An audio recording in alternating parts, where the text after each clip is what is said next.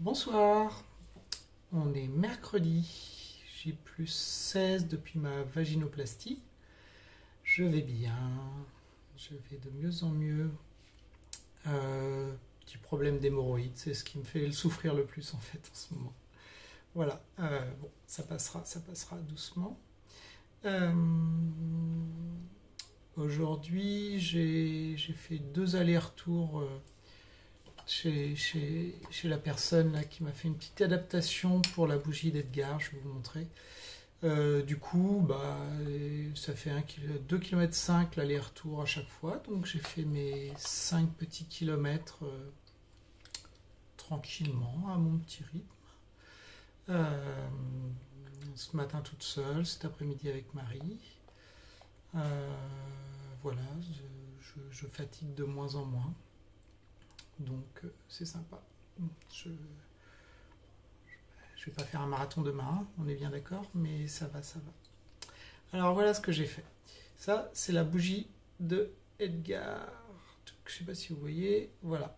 Et donc c'est cette bougie-là que j'utilise pour mes dilatations. Et elle a pour but de favoriser, enfin de maintenir la longueur du vagin. Donc il faut la maintenir en pression, et comme c'est pas un objet qui a été fait pour, le bout là, pour les doigts, c'est quand même pas idéal, on doit la tenir 4 fois 10 minutes par jour. Donc en fait j'ai été voir un gars qui fait de l'impression 3D. On a regardé ensemble, j'étais avec la bougie, j'y suis allé 2 fois, hop, et il m'a fait ce petit truc là. Je vais le tester tout à l'heure, normalement, hop, je pose ma main et donc je devrais être plus confortable. Voilà, pendant mes 10 minutes. J'espère que ça va marcher. Et puis autrement, il m'a dit que je reviens, on fait une petite adaptation. Voilà.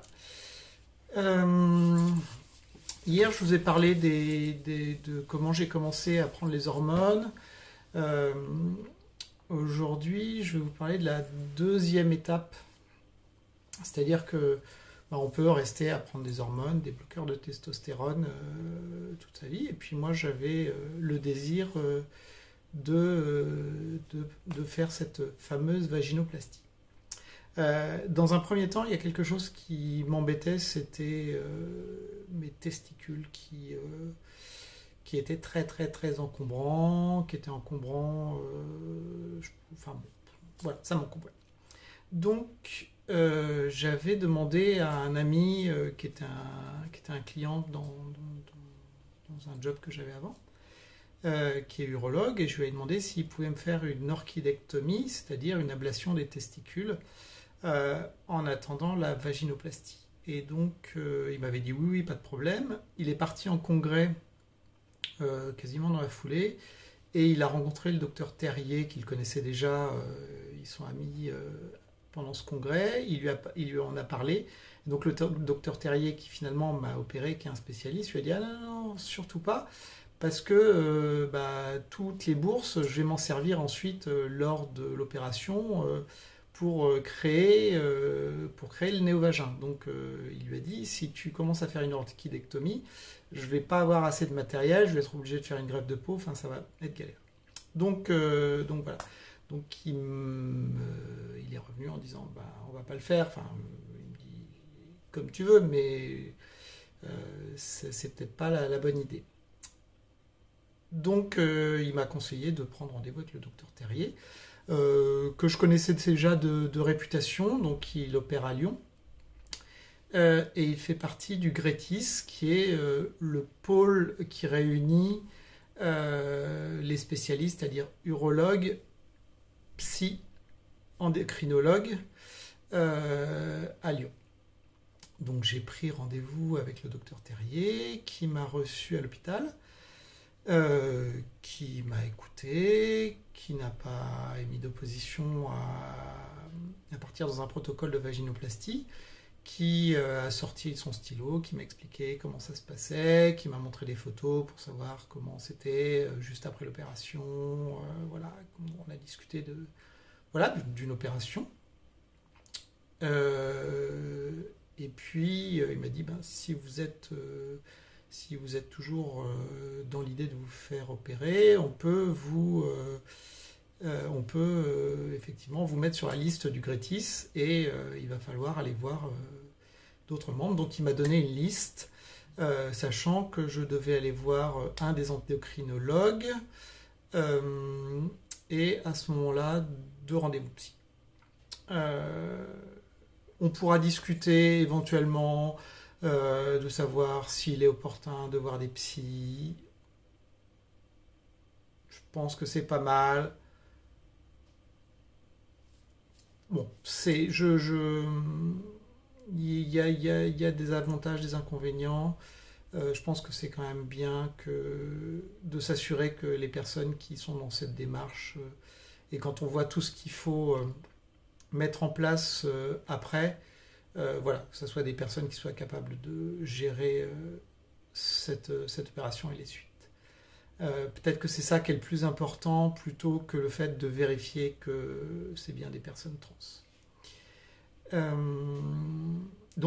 oui, pour rappel, moi j'habite à Versailles et toute cette équipe est basée à Lyon. Donc à chaque fois, c'est des allers-retours que j'ai essayé de minimiser. Ceci dit, on a tout le choix. C'est-à-dire qu'il y a une équipe à Paris, je crois qu'il y en a une à Suresnes, il y en a d'autres en France. Moi, je me sentais en confiance avec le docteur Terrier, donc j'ai choisi d'être avec l'équipe de Lyon, même si effectivement, au niveau de la distance, c'était pas idéal. Donc, de retour à Versailles, j'ai décroché mon téléphone et j'ai pris des rendez-vous pour psy et endocrinologue, sachant que j'ai réussi à avoir sur une même journée endocrinologue et psy, ce qui m'a permis de gagner un aller-retour. Donc ça, bon, c'est pas des rendez-vous qu'on a dans la semaine, hein. Il faut attendre un petit peu, mais ça n'a pas été trop long de mémoire, je vous dirais 2 mois, quelque chose comme ça. Donc premier rendez-vous psy, j'y vais, je vous passe les détails. C'était pendant des grèves, je crois. Enfin bon, ça a été bon, peu importe, Blablacar, etc. Et puis ensuite, la semaine suivante, je crois, j'ai eu l'endocrinologue et le 2e rendez-vous psy. Et puis retour à la maison. Donc le Grétis avait mon dossier complet et donc ils se réunissent tous les 2 mois, peu importe. Et donc je crois que c'était en mars ou en avril de l'année dernière, je faisais partie des dossiers qui étaient étudiés lors de leur réunion. Et donc, j'ai reçu un magnifique mail avec une lettre qui disait que le Grétis, de manière unanime, avait acté que mon dossier était éligible à la vaginoplastie. Donc j'ai repris rendez-vous avec le docteur Terrier. Et donc, pour la petite histoire, le docteur Terrier, que j'ai vu à l'hôpital au départ, était passé dans le privé, à la clinique Ramsay où je me suis fait opérer. Et je pense que ça a été une grande chance pour moi parce que, du coup, son agenda de bloc opératoire s'est complètement libéré. C'est-à-dire que quand je l'ai vu, il venait de changer. Donc, il n'avait pas du tout de rendez-vous dans le bloc opératoire. On a conclu que ça serait peut-être bien pour mon imprégnation, on dit ça, imprégnation hormonale, d'attendre un petit peu pour m'opérer. Et donc on avait programmé ça le 7 décembre. Malheureusement, premier confinement, tout a été décalé. Donc ils m'ont annulé le 7 décembre. Au courant en me disant vous aurez une autre date quand on en aura. Au courant de l'été, ils m'ont dit ça sera le 4 janvier. Donc c'était plutôt une bonne surprise parce que je pensais que ça serait décalé plus que ça. 2e confinement, on rebelote, non, on décale tout. Donc on annule le 4 janvier et on vous appellera pour une nouvelle date. Et début février, mail en disant voilà, on a un créneau pour le 22 février, donc 2 semaines et demie après. Vous avez 24 heures pour vous positionner. Est-ce que vous prenez la date ou pas? Sans savoir d'ailleurs si on ne prend pas cette date, quand est-ce qu'on en aura une autre. Donc j'ai sauté sur l'occasion et voilà comment j'en suis arrivé à me faire opérer le 22. Donc vous voyez que c'est un parcours qui est assez simple en fait.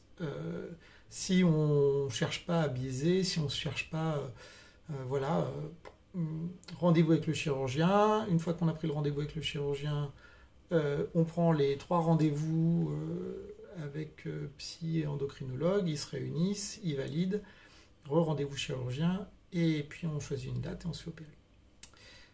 Là où j'ai eu beaucoup de chance, comme je vous ai dit, c'est que le programme opératoire s'était libéré. C'est-à-dire qu'en fait, on est beaucoup plus nombreuses à vouloir se faire opérer que de places disponibles dans le programme opératoire. Et donc, en fait, une fois que l'équipe a validé le fait qu'on était éligible à la vaginoplastie, et ben, il y a une liste d'attente. Et cette liste d'attente, d'après ce que... Moi, je ne l'ai pas vécu, mais d'après ce que je vois, que j'entends, que je lis, ça peut être 2-3 ans. Alors, j'avoue que j'aurais eu beaucoup de mal à attendre tout ce temps-là. Autant j'ai attendu 50 ans pour valider tout ça, me faire opérer, autant une fois que tout était validé, j'aurais eu beaucoup de mal à attendre comme ça. Et j'ai pas, enfin, je pense qu'il n'y a pas vraiment de solution, parce que c'est quand même une opération qui est très particulière. Je pense qu'il faut vraiment être dans les mains de spécialistes, formés pour ça, avec de l'expérience. L'idée, c'est quand même d'avoir un vagin fonctionnel, un clito fonctionnel, enfin que tout aille bien. Après, donc il aurait été hors de question pour moi de me faire opérer par quelqu'un qui avait ni la formation ni l'expérience. Malheureusement, il y a peu de personnes en France. Et peut-être qu'en plus, les peu de personnes, même s'il y en a d'autres, on se tourne vers celles qui ont de l'expérience. Comme tout le monde se tourne vers celles qui ont de l'expérience, elles ont encore plus d'expérience, ça fait un petit peu boule de neige. Donc il n'y a pas forcément de solution à ça. Je sais que le docteur Terrier forme un de ses collègues qui est passé me voir à l'hôpital. Mais effectivement, il y a un déficit de spécialistes par rapport à la demande. D'où la liste d'attente et donc le temps d'attente qui doit être très pénible et que heureusement je n'ai pas eu à souffrir ou à subir. Voilà ma petite histoire. Comme vous voyez, j'ai plutôt eu de la chance, j'ai respecté, je suis bien rentré dans le moule français qui s'est nettement amélioré. Il y a quelques années, c'était bien plus compliqué que ça, il fallait 2 ans de psy, etc. Enfin, voilà, je pense qu'on n'était pas sur la bonne route il y a quelques années. Maintenant, ça me semble pas si mal. Voilà.